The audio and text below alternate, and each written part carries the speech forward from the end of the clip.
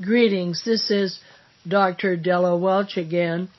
This will be a tape on question and answering that will be the subject of the recording, and this will be the last recording on sales law. It's a very good idea to practice questions in this area, and then you can know what areas of this law are testable.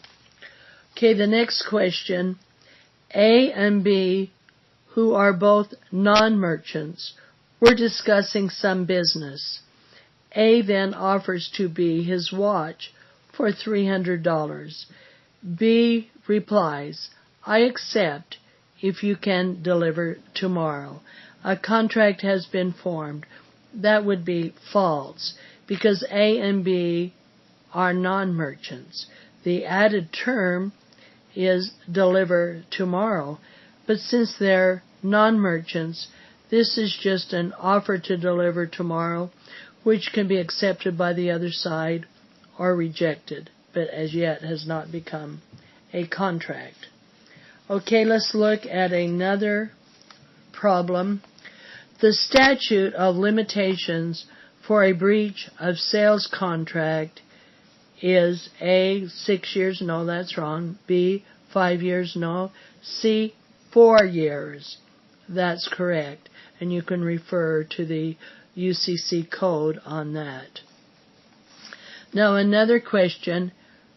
Charles and George are both merchants. Charles offers to enter into a contract with George. George accepts the contract, adding additional terms.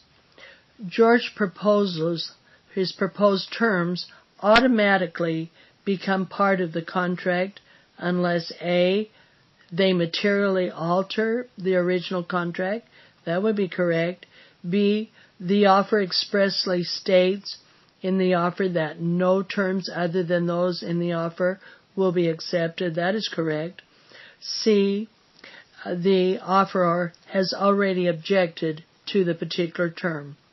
That would be correct. D, all of the above. So all of the above is the correct answer. The next question. A firm offer is defined under the UCC as one, and then we have the period in which it can be revoked, and it's 3 months. So that would be the correct answer. It's an offer by a merchant in which he promises to keep the offer open. It must be in a signed writing, and the promise is the time stated, or not to exceed the 90-day period in which we can predict the market. Now here's another question. There is a breach of the warranty of merchantability when a can of house paint proves unfit for painting a car at the body shop. That would be false. The ordinary purpose of house paint is not to paint a car. So the next one, the warranty of merchantability can be excluded by a statement that the sale is made as is, and the statement must be conspicuous, meaning you can read it, not too small that you need a multiple magnifying glass. That would be true. Next, a seller's statement that an automobile is the best little car on the road and purrs like a kitten is an express warranty if the buyer buys it on the basis of this statement. Well, I would argue that's false, that that's permissible sales talk, that the car purrs like a kitten, and salesmen are entitled to puff their wares. Now let's look at another one. It says the car dealer is in the business of selling used cars. Buyer visits the car dealer's lot and after looking at several cars agreed to purchase a car which was referred to as a 1993 Ford. Is there a warranty issue? Yes, there is a warranty that this has got to be a 1993 Ford. So, going on to the next one. Let's say that a hunter, he purchased a gun from a dealer, and the person is a hunter. He wants to take it deer hunting. But he takes his friend with him, and the chamber of the gun explodes when he's off deer hunting. Are there any breach of warranties? Well, it looks like that it's not merchantable, and the warranty would extend to the friend if he's a foreseeable member. There's different views. One, you have to be a member of the household and so forth, but he would be a foreseeable user. A large manufacturer sold a generator to a big city in Seattle, and it was described as an 1150 kilowatt generator.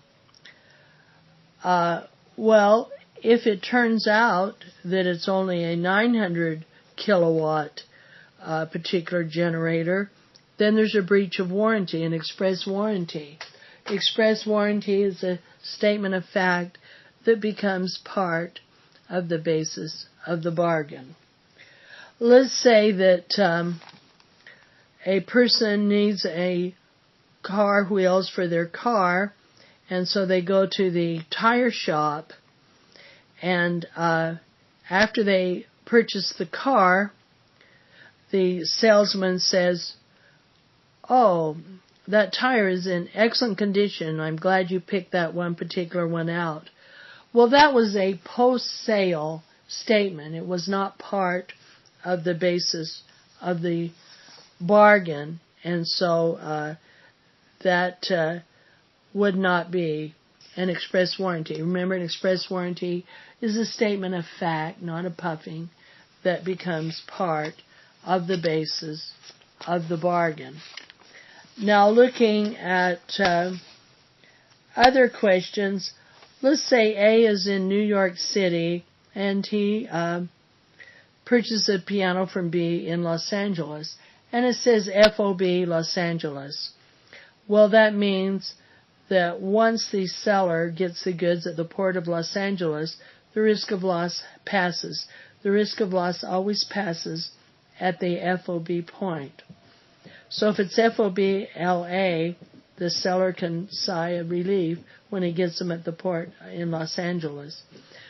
And if the goods are destroyed after that point on the way to New York, the seller is off the hook, and the buyer has the risk of loss.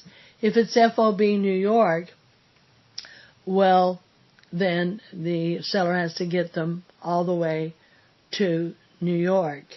And then if you see the CIF term, that's cost, insurance, and freight, and insurance is purchased for the buyer. The term FAS, these are shipping terms, means free alongside of. So the seller gets it free alongside the vessel, and Butterfingers loads it, and they go into the water. Well, the seller has done all that he has to do under the shipping term. So this is the end of our law lectures on sales law, and I hope that you will learn all of these fine points in sales law.